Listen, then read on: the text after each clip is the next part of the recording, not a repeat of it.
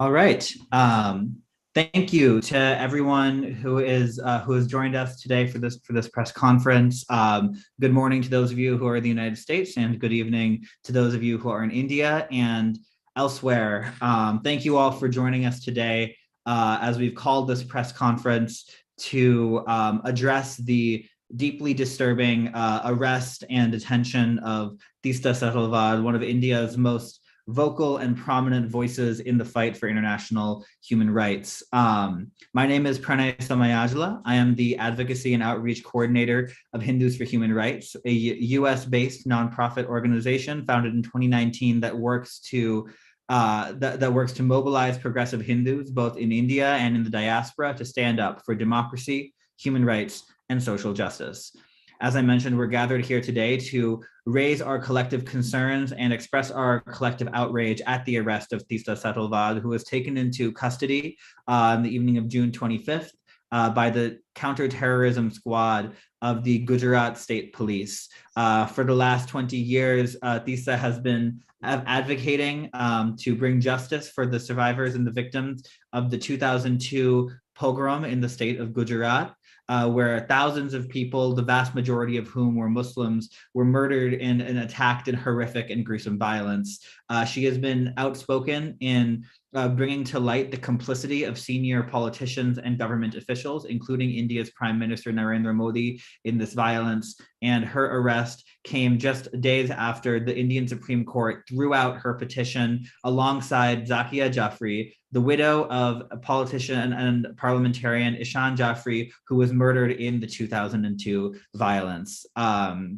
And Teesta's arrest, for those of us who have been paying attention to the rapidly worsening situation in India, comes as a really devastating 1-2 punch, because it demonstrates not only the growing culture of impunity for Modi and other senior politicians who are accused of complicity in violence, but also highlights the Indian government's growing crackdown on activists, dissidents, and human rights defenders who call out the complicity of politicians and government leaders in this violence. Thank you to everyone who's joining us today. We're joined by a really amazing panel of speakers, and I want to begin by introducing one of the co-sponsors of today's press conference, Dr. Roja Suganti Singh, an activist, scholar, and academic who serves as the executive director of Dalit Solidarity Forum and a board member of India Civil Watch International. Thank you so much, Roja. I'll pass it over to you. Thank you, Pranay. Hope everybody can hear me all right. This morning, on behalf of the Diasporic Coalition entity and representing Dalit Solidarity Forum in the USA as board chair and executive committee member of India Civil Watch International, I'm honored to invite all the participants gathered to express concern on the ongoing arrests, threats in India of sincere individuals who dare to speak the truth.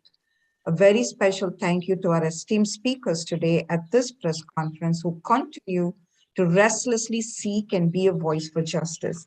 Any targeted attack on and suppression of voices for peace and truth is rooted in a tradition of punishment that India has held steadfast to for centuries. Instead of protecting its citizens, what we see today is that it has sought and resorted to punishment and violence. We, as the Diasporic Coalition, declare our commitment to support our comrades who are being arrested, such as Teesta.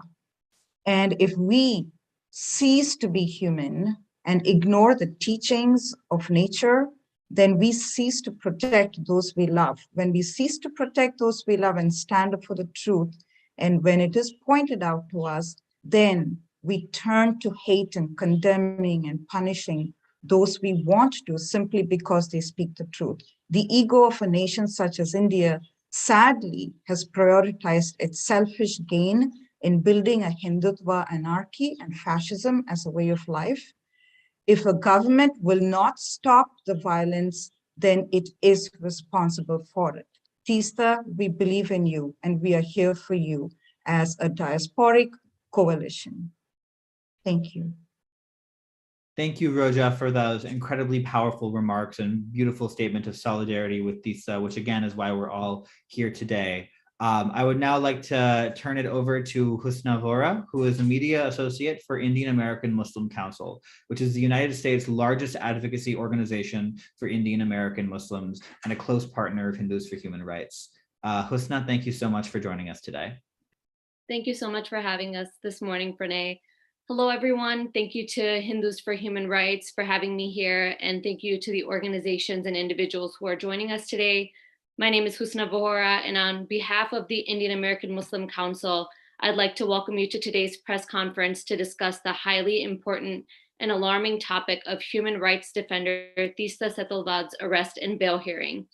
It's no secret that Teesta is being targeted by the government of Prime Minister Narendra Modi for her tireless work to bring justice to the victims of the 2002 Gujarat pogroms, during which the hundreds of Muslims were brutally murdered at the hands of Hindu extremist mobs. This horrific violence happened under Modi's watch as then the chief minister of Gujarat, which is also where my family is from in India. The arrest of Teesta and other key witnesses such as R.B. Srikumar are a part of Modi's ongoing crackdown against anyone who dares to criticize him or point out that he has a long-standing history of encouraging brutal violence against minorities. That his government is now attempting to frame Teesta for taking evidence is alarming, but unfortunately not surprising. We've seen activists, human rights bodies, lawmakers, and law professionals around the world slamming Teesta's arrest and calling for her freedom.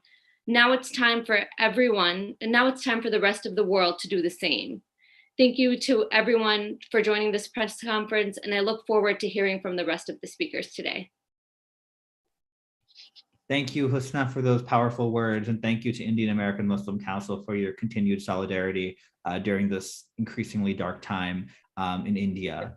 Now, I would like to turn it over to a powerful voice from on the ground in India. Banu Jyotsna Lahiri is a Delhi-based freelance journalist, researcher, and activist. She holds a PhD in sociology from Jawaharlal Nehru University in Delhi and is associated with the United Against Hate campaign, which advocates fiercely against hate crimes, against mob lynchings, and in support of communal harmony and justice. Thank you, Banu Jyotsna. Over to you. Thank you so much, Pranay. I hope I'm audible. We are right now looking at an abyss. Like right now in India, it's complete dystopia because every day what we wake up to is the news of arrest of one more person, one more civil rights activist, one more voice of truth. And after Teesta, Zubair, and Srikumar's arrest, what we have reconciled to finally is that this is an absolutely orchestrated witch hunting, and it's for all of us, right? It's for all of us. It's targeted at all of us who wants to speak up for civil liberties, for justice, which all these words have become slur words in a way. All these words have become curse words. But the one thing that we hold on to is that these are the words with which our democracy had started its journey. When India had begun its journey after independence, it was a tryst with destiny, and that journey was a journey to celebrate diversity. That journey was a journey to celebrate, equality in front of law. It was equality irrespective of gender, religion, region, language barrier. And that is the sense of equality and justice with which Indian democracy had started. And we are here to fight. And we are fighting. None of us, whether we are in jail or outside jail, everyone, the ones who are the comrades who are in jail, they have not given up the fight. They have not given up the fight for justice. Please don't think anything can break Teesta or Zubair or Srikumar, who are inside jail, and lots of comrades who are inside and fighters and our sathis of struggles who were with us in our struggle for justice, liberty, equality. They are in jail, but their spirits are not doused. They are fighting inside the jail, and we are fighting for them outside the jail. All of us are fighting ultimately for that one dream called India, and I am here to say that we are not going to give up. We are not going to give up the dream called India, which celebrates diversity, the dream called India, which celebrates plurality, which celebrates tolerance, which has always, celebrated equality before law. And our constitution is still our biggest strength. And we are fighting. Ultimately, what was Teesta doing? Teesta was fighting for the constitution, fighting for justice. Now, in 2002 Gujarat pogrom, 7,000 citizens of the country did not commit mass suicide and died. They were killed. They were murdered. It was one of the worst blotches on this democracy, on the history of this democracy. And they and many others were fighting for justice. They are still fighting for justice. That struggle is ongoing. The struggle that was started during the CAA, the draconian CAA, it's ongoing. The struggle that is going on against mob lynching, it's ongoing. We are fighting. Yes, these arrests that are big blows to us. And what is the most difficult thing right now in India, sitting in India, is to see is the role of the judiciary.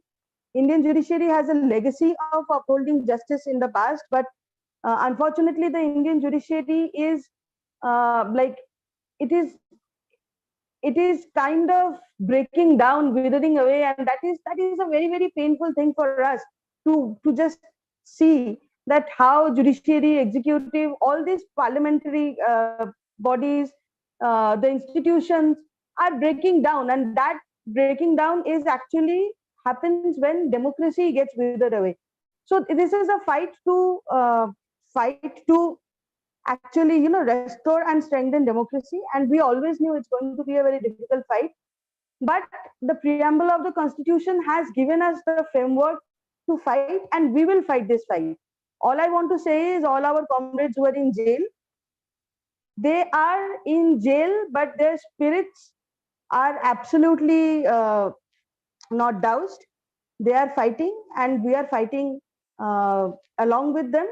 Our whole country has become a jail. So right now, that is the jail that we are trying to break, and we are that liberty and justice we are all fighting for, and this fight will go on. And for our constitution, for our democracy, this fight will go on. And everyone who believes in this idea of India, whether they're in India or not, doesn't matter. But we all know it's an idea of India that is all so close to our hearts, and that we all celebrate and we fight for.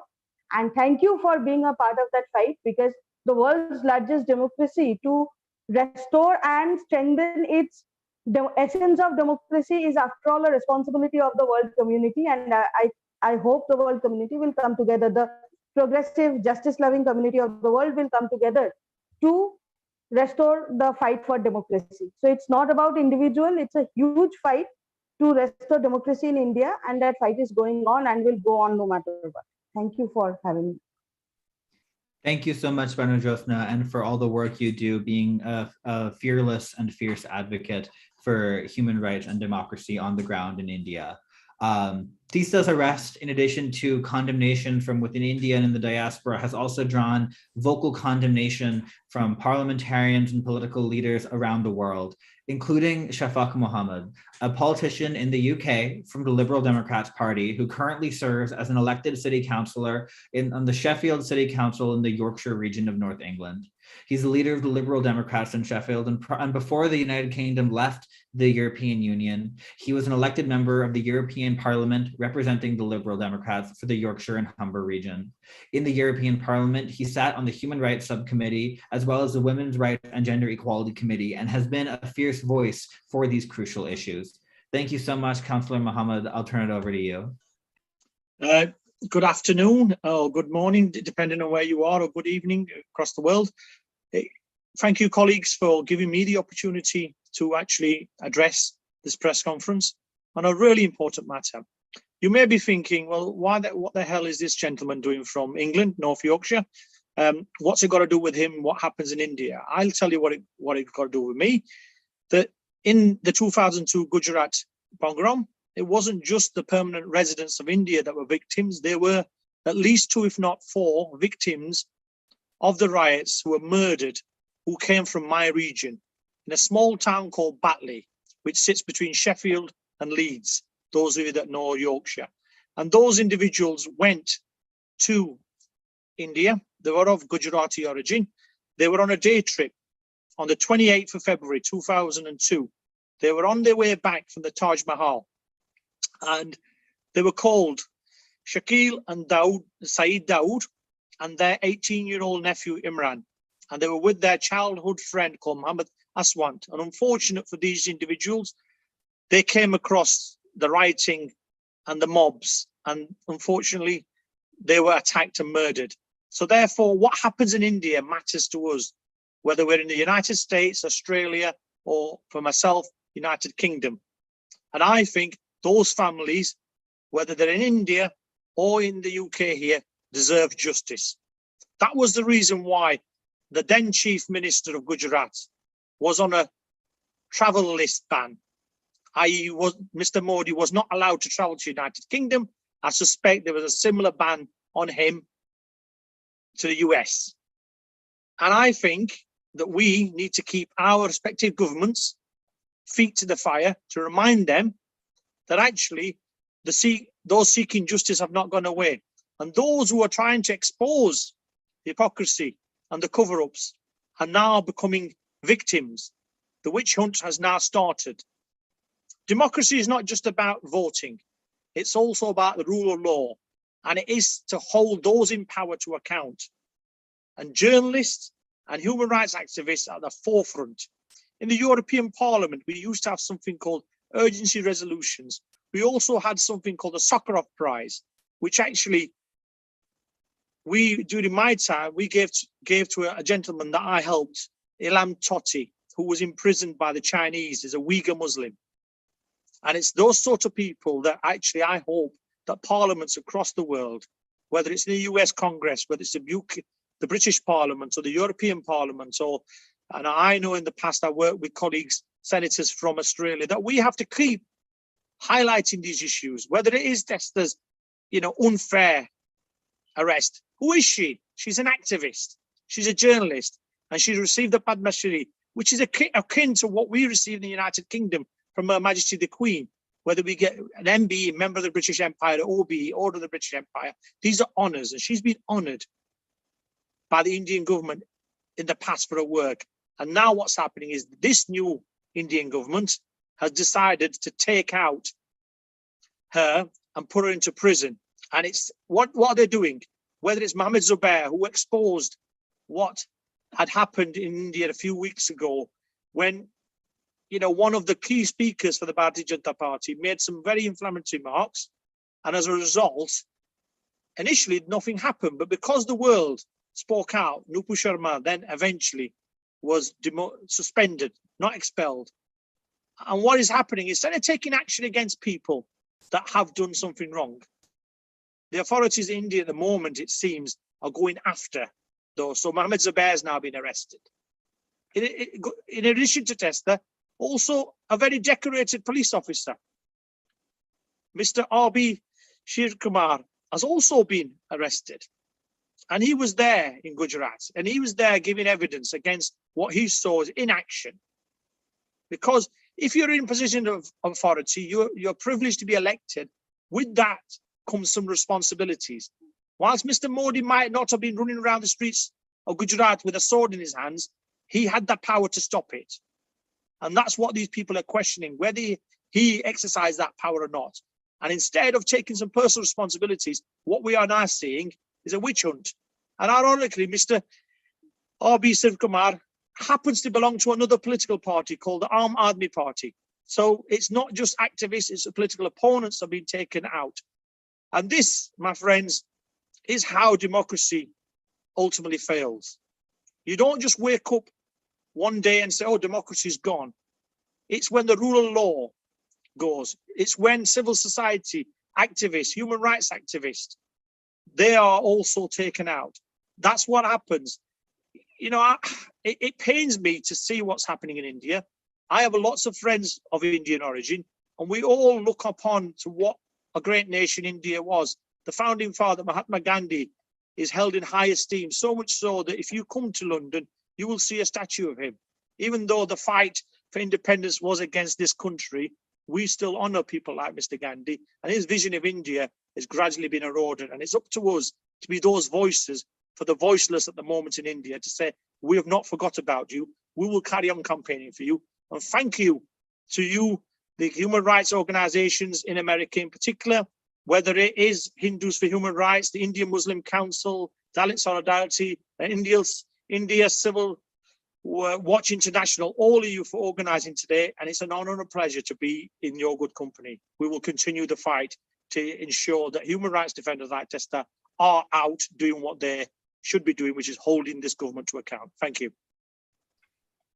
Thank you so much to Councillor Mohammed for those remarks and for raising your voice in support of Teesta and other human rights defenders who are being silenced by the Indian government. As you rightly pointed out, this is how democracy can ultimately fail. And this year, India will be celebrating its 75th anniversary of independence, where politicians will be pointing out that India is the largest democracy in the world. But whether or not that's actually true shouldn't be measured by the words of politicians. It should be measured by what is happening to those who are speaking out in defense of Indian democracy. What is happening to Teesta Setalvad and Mohammed Zubair and RB Srikumar and every other voice who has been silenced by this current regime. Councillor Mohammed is not the only international politician who has spoken out in condemnation of this unconscionable arrest. In addition, former Australian Senator Lee Rhiannon has been an active voice in the human rights field. For over 5 decades, she has worked on environmental, social justice, and international solidarity campaigns. She served as a state MP in the Australian state of New South Wales, representing the Australian Greens. And after that, served as a federal senator in Australia for 18 years. She now works with various communities who struggle for self-determination, peace, and justice in their home countries, and has graciously provided us with the recorded remarks, which I will now share via a screen share.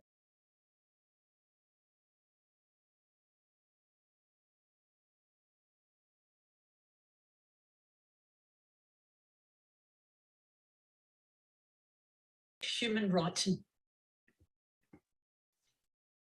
I join with the global growing movement working to protect human rights and democracy in India. We condemn the arrest of veteran human rights leader Teesta Setalvad and all prisoners of conscience and those who defend human rights.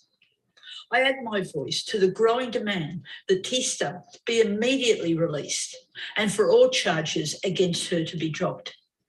As the Modi government is unlikely to act on these demands, I believe we also need to urge our governments and key global institutions to urgently intervene on this matter. The nature of Teesta's arrest demonstrates the extent of the breakdown of the rule of law in India. The court processes are being misused by Modi's BJP forces to shut down critics like Teesta. Teesta has been engaged in lengthy legal efforts against the Prime Minister over the 2002 anti-Muslim violence in Gujarat. Modi was that state's chief minister at the time. Less than a day after India's Supreme Court dismissed a case on this matter, members of the anti-terrorism wing of police in Gujarat forcibly entered Teesta's home, assaulted her, and she was jailed. The state's actions were so extreme, Teesta in a written complaint said, "I fear seriously for my life." The fact that anti-terrorism police were used gives an insight into the extremism of the Modi forces. Invoking unsubstantiated allegations of terrorism is a tactic favoured by repressive authoritarian regimes to discredit their opponents. The breakdown of the rule of law, once a bedrock of India's legal system, means the collapse of good governance. India is no longer a democratic nation. Fascism is on the rise. The BJP government is using governance by fear to intimidate and silence voices of dissent, freedom, and opposition. The orchestrated attack on Teesta is one among many engineered by the BJP forces Journalists, union and student activists, academics and opposition leaders are being systematically arrested, often beaten and jailed by police. A range of laws are being used to curtail civil society. For the ruling BJP, a favoured tool is a law of sedition, reflected in the fact that the number of sedition cases peaks when the BJP forces face public criticism or protests. The sedition law, introduced by British colonialists in 1870, is now widely recognised as an enemy of democracy, as it is designed to negate freedom of expression. India's standing as a democratic nation is being increasingly questioned, as the right to freely criticise government policies and actions without the threat of punishment is non-existent for many, particularly India's 200 million Muslims and other minority groups. It is encouraging that more voices in India and abroad strongly argue that the law of sedition and the Unlawful Activities Prevention Act, UAPA, a so-called anti-terror law that allows for quick arrests followed by detention for years without trial, should be removed from the statute books. The UAPA law is now widely recognised as being unconstitutional and undemocratic. The dangerous and malicious Modi regime should not be allowed to get away with this fabricated case. Teesta must be freed.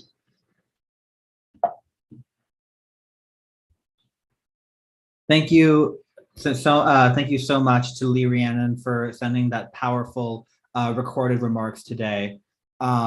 We are now the next speaker who is also joining us via a recording is Ruth Messenger, the Global Ambassador for the American Jewish World Service and former President of American Jewish World Service from 1998 to 2016. Ruth Messenger previously served on the New York City Council for 20 years. She currently does international human rights work for AIDS-Free World and also serves as the inaugural Social Justice Fellow at the Jewish Theological Seminary of America.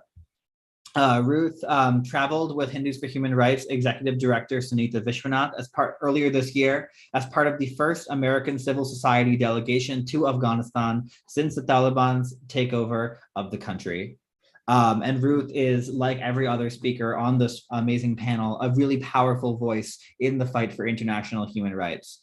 Thank you to Ruth Messenger for providing this recorded message. I'll share it with you now.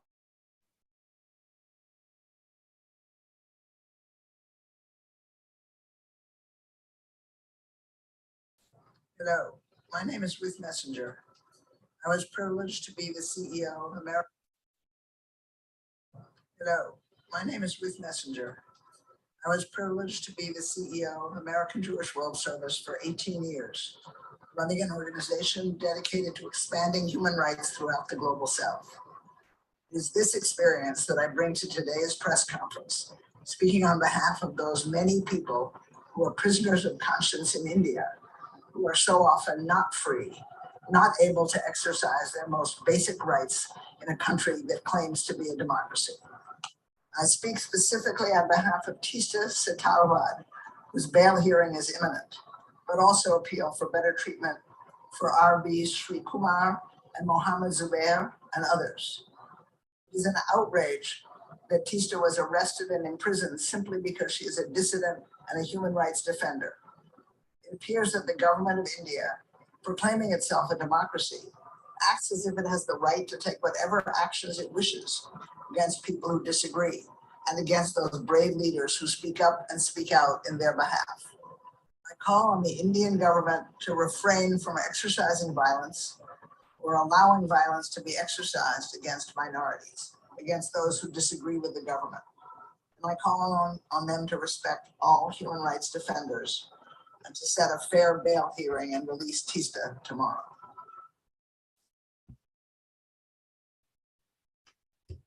Thank you to Ruth Messenger for those powerful remarks. As Ruth rightly pointed out, tomorrow Teesta's case will have her bail hearing, where it will be determined whether or not she continues to remain in unjust detention or whether she is able to be released on bail. And we are calling, all of us calling on the Indian government and the judiciary to uphold the basic principles of democracy and grant Teesta bail in her hearing. The next speaker in today's conference is Sana Siddique, joining us also via pre-recorded message. Sana is the Manager of Policy and Advocacy Campaigns at the U.S. Campaign for Palestinian Rights. She previously worked as an organizer with the Hotel and Food Service Workers Union Unite Here, where she worked on campaigns to support worker strikes in multiple cities. She does Know Your Rights work in Washington, D.C.'s metro area and is involved in political and labor organizing efforts within the Muslim community. I will now share Sana's message.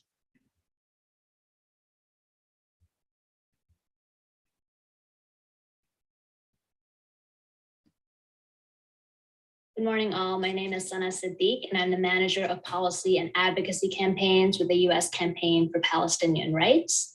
USCPR is a national network of activists and organizations who are committed to freedom, justice, and equality for the Palestinian people and to work to end U.S. complicity in their oppression.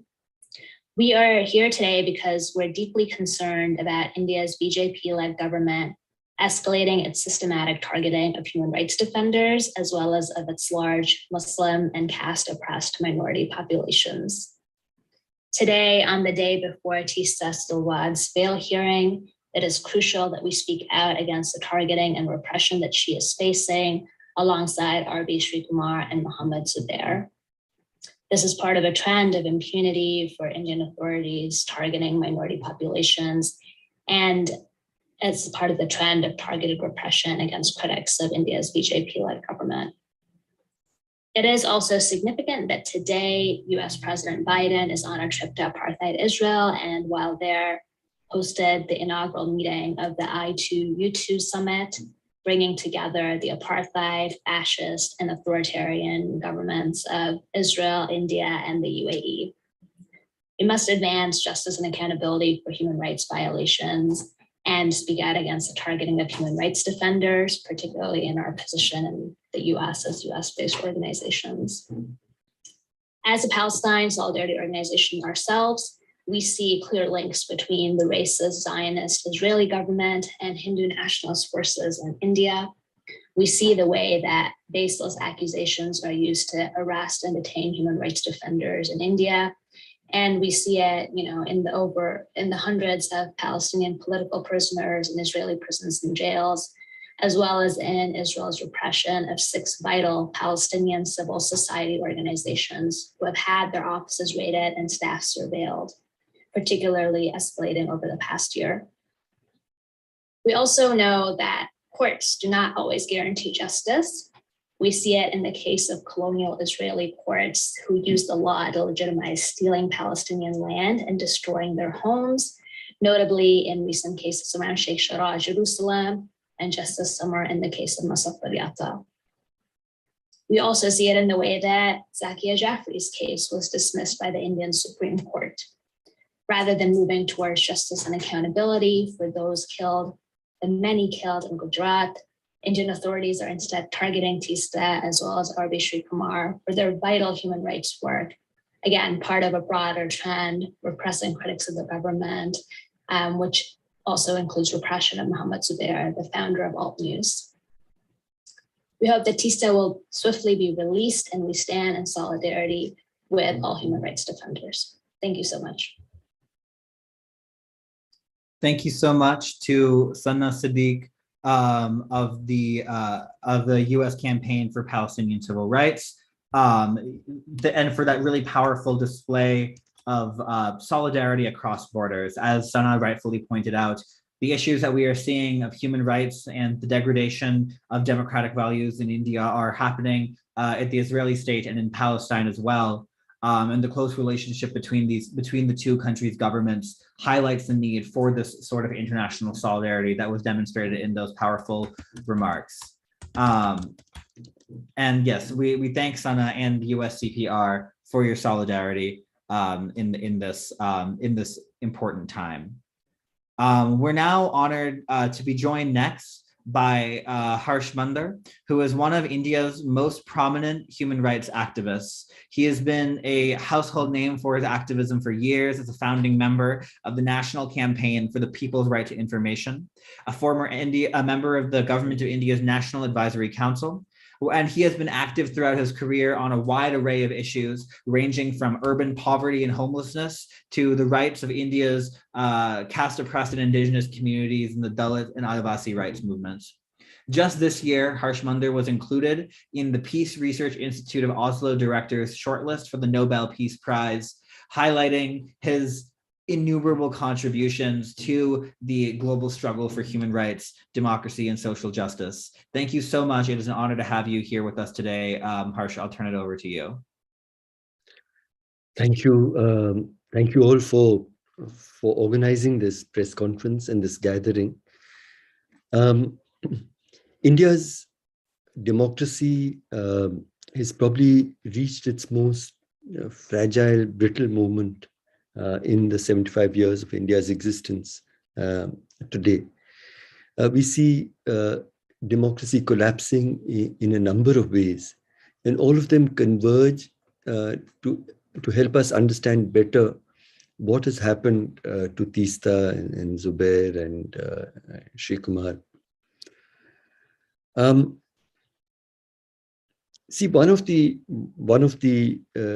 indications of what is going wrong with India's democracy is the concerted attacks on India's minorities, particularly India's Muslim minorities and Christian minorities. For us to understand why this is so significant, we need to go back into it's not a recent battle. It's a battle that goes back at least 100 years, when Mahatma Gandhi came back from South Africa, took leadership of India's freedom struggle. And at the center of his leadership was the idea that when India would become free, it would be an inclusive, just, humane country where people of every faith and identity would have rights to live as equal citizens in every way. And it was that same promise that was written into India's constitution, led by Dr. Ambedkar. It is that, that idea was never accepted by the Hindu right-wing organizations, the Hindu Mahasabha and the RSS. And they have continued to battle for a very different imagination for India, a country of unequal citizenship, a country of India's caste Hindus, in which Muslims, Christians, Dalits, Adivasis would be allowed to live, but only as second-class citizens. And that idea has reached, that battle has reached a decisive phase in India today. So I think that's one, and you see it, the outpouring of hate speech, hate violence, lynching, and the state is more and more open in its hostility to India's Muslim minorities. I think the second feature, the most important feature, is the decline of India's democratic institutions. One by one, whether it's the Election Commission, it's India's civil service and police, but even more importantly, perhaps, India's media and India's judiciary, all of which seem to have more and more willingly fallen in line with the Hindu supremacist project of our government today.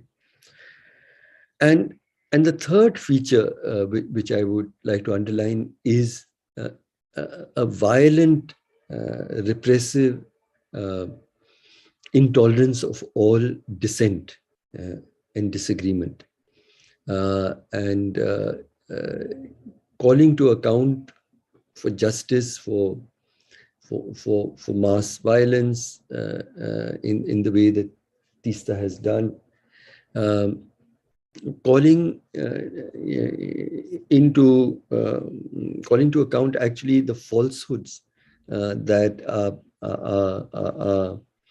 are foisted on the nation and on the world through social media and through public pronouncements, which is something that Mohammed Zubair and Alt News was trying to combat. These are acts that are completely intolerable to this government. A moment about the Gujarat massacre of 2002. I witnessed its immediate aftermath and remained with it for many years. And I was a member of the civil service at that time, and I declared that this was not a riot, this was a state-sponsored massacre. And the state government was directly complicit in this violence. And I quit my civil service appointment and joined battle. And therefore, I can understand even more closely and intimately how unjust are the charges that are being leveled against Teesta.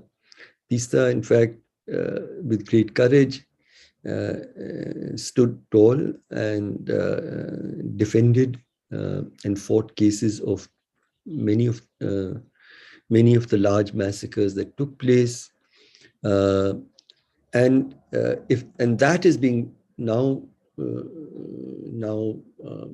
portrayed as a crime, and a crime that allows the government to put you into prison. If that was a crime, actually, India's Supreme Court of those years was equally guilty, because they stood with the whole battle for justice. My own petition in the Supreme Court, where 4,000 out of 4,000 cases that had been registered, 2,000 had been closed without trial. The Supreme Court ordered the reopening of all of these cases. The Supreme Court stood with the National Human Rights Commission. So all of us are collectively guilty of the same crime of trying to hold the government of that time culpable for a very brutal massacre that we saw involving mass rape and the killing of women and children in large numbers. And I think that the question of the Prime Minister's own, the present Prime Minister and then Chief Minister's culpability is supposed to be central to this arrest. For me, who I've served in the civil service, I can say that no communal violence can go on for even more than a few hours unless the state government wants it to. It is within the capacity of a government to control a communal massacre, and this went on not for a few hours, not even for a few days. It went on for weeks and weeks, and the complicity of the state government and the leadership of that state government in this act is beyond question. Lastly, I wanted to say that Teesta, Mohammed Zubair, and the brave police officer Shri Kumar join a large number of some of India's finest hearts and minds, which have been locked up behind prison doors for 2 years or longer without even the trial starting. Banajyotsna just spoke, and Umar Khalid, who is her friend and partner, is spending his third year in prison, and and like him, and we have seniors. We saw Jesuit priest Father Stan Swami, who was arrested, charged to be a Maoist, and he died behind prison walls. We're seeing some of India's finest intellectuals, activists, and young leaders all locked up behind prison walls because they have the courage to seek fidelity and adherence to India's constitutional promises. So it is a very difficult and dark time.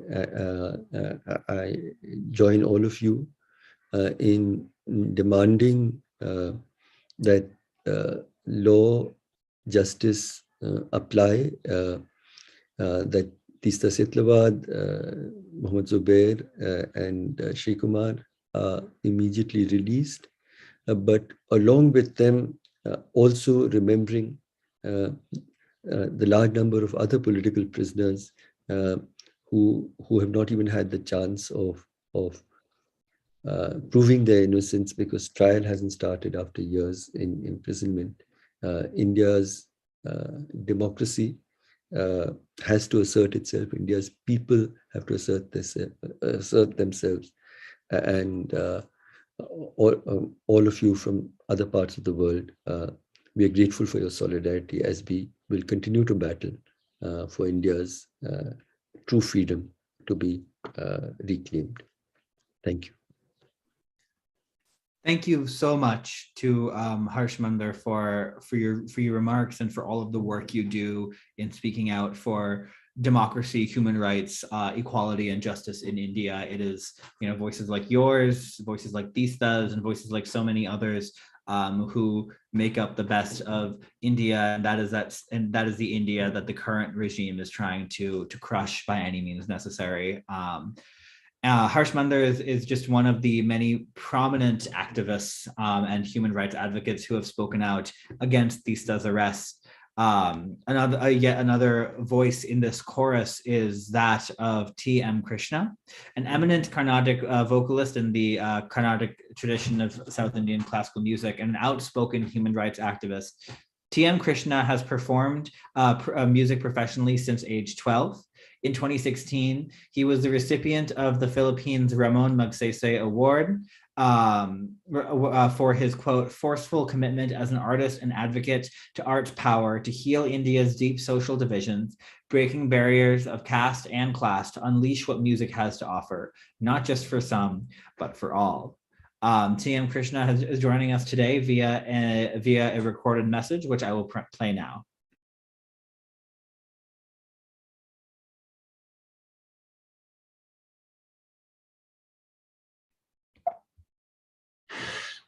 About 2 months ago, I had the privilege of being part of an event organized by Teesta in memory of all those people who lost their lives in the Gujarat riots of 2002. The event was not just to remember those horrific days, but also the struggles of the last 2 decades. Without Teesta, these people would have been forgotten. Their fight wouldn't have been fought. And she has made sure that we not just remember them, not just honor them, not just respect them, but we also make sure that as many people as possible get justice. And today, Teesta is in jail for doing what any citizen should do. It's not just Teesta. Zubair has been put behind bars because he calls out all the fake news, the hate mongering, the lies that are being spread on an hourly basis, not a daily basis, by people connected to the establishment. We cannot keep quiet because what they're doing is instilling fear and making sure nobody speaks, even if they feel strongly. So I stand before you in solidarity with Teesta, not just Teesta, but we have so many others, Anand Tatu, we have Gautam, so many others who have been put through exactly the same thing and remain in jail only because they fight for the marginalized. They ask questions of the government. They want to save our democracy. And our democracy is descending into a very dark space and very quickly. So please join all of us. This is not about ideology. This is not about how you look at politics. This is about humanity and democracy. So please join us in protesting today. We cannot wait for a tomorrow that is going to be more horrific than today. Thank you. Thank you to TM Krishna. He's absolutely right in saying that we cannot wait for tomorrow if tomorrow is going to be more horrific than today. And it is through voices like his that we can try and make this difference today. Another prominent activist who frankly needs no introduction, who has also added their voice to this chorus, is Dr. Noam Chomsky, a pioneering linguist and renowned scholar and activist, one of the world's most prominent public intellectuals and has been for decades. Dr. Chomsky is a laureate professor of linguistics at the University of Arizona and an institute professor emeritus at the Massachusetts Institute of Technology, the author of over 150 books on topics ranging from linguistics to war, to imperialism, to politics, to mass media and the manufacturing of consent. Dr. Chomsky is one of this world's foremost voices in support of human rights, justice, and equality and democracy. He has recorded a powerful message for us today, which I'll share now.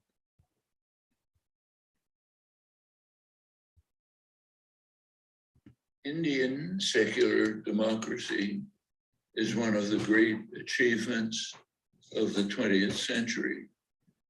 It was not won easily. It took many years of hard struggle to free India from cruel and destructive British rule. Even that was not enough. A democratic society was not a guaranteed outcome. It had to be created, and as everywhere, it is a work in progress. These achievements have weathered many storms and survived. You are all familiar with them. They are now under the most grave threats they have ever faced. Major efforts are underway to undermine this major triumph, one of the glories of the modern era.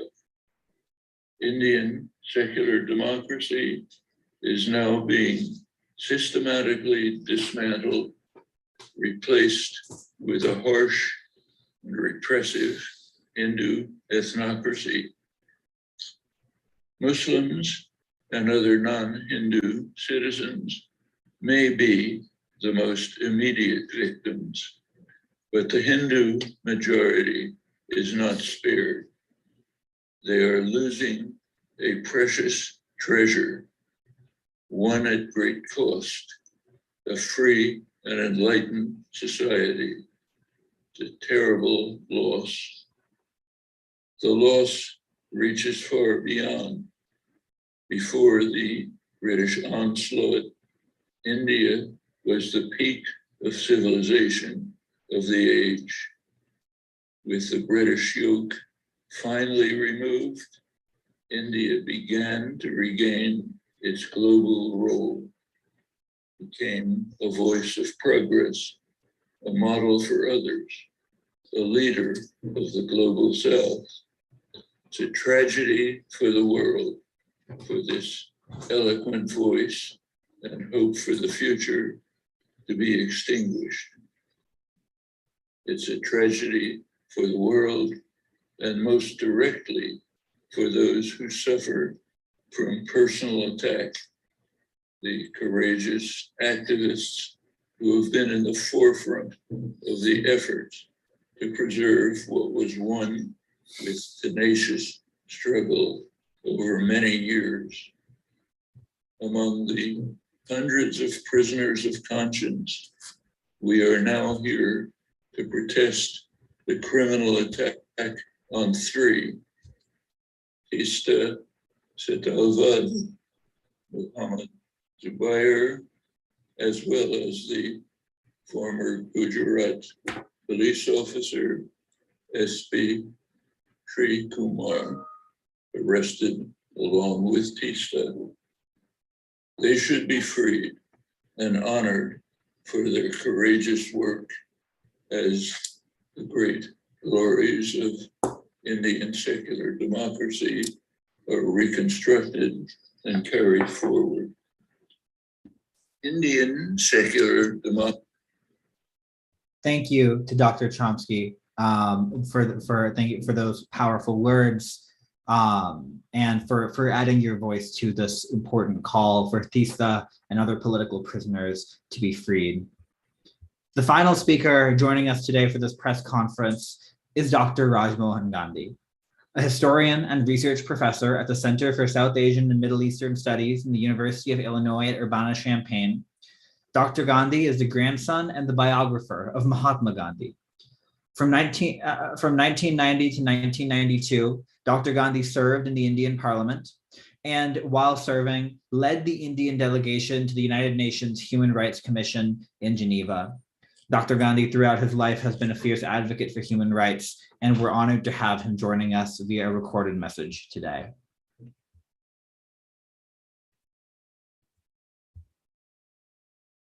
Teesta Setalvad is one of India's most respected human rights activists. For more than 3 decades, she has combated ill will between communities. She has unfailingly supported victims of hate and violence, whoever they are, whatever their religion. Pulled by compassion, driven by her conscience, Teesta has also been inspired by her father, grandfather, great-grandfather, all of whom were viewed in India and beyond as outstanding jurists. But the love and respect in which Teesta is held has very little to do with the sterling eminence of her forebears. It has everything to do with her own fearless, tireless, almost sleepless championing of the simple rights of humble, offer, and with her equally relentless work for harmony among India's diverse, at times divided communities. Only a few days back, on Monday, June 27, the Indian Prime Minister Narendra Modi signed the following statement at Elmau Castle in Bavaria, Germany, where G7 leaders were meeting, and where leaders of some other nations too were invited.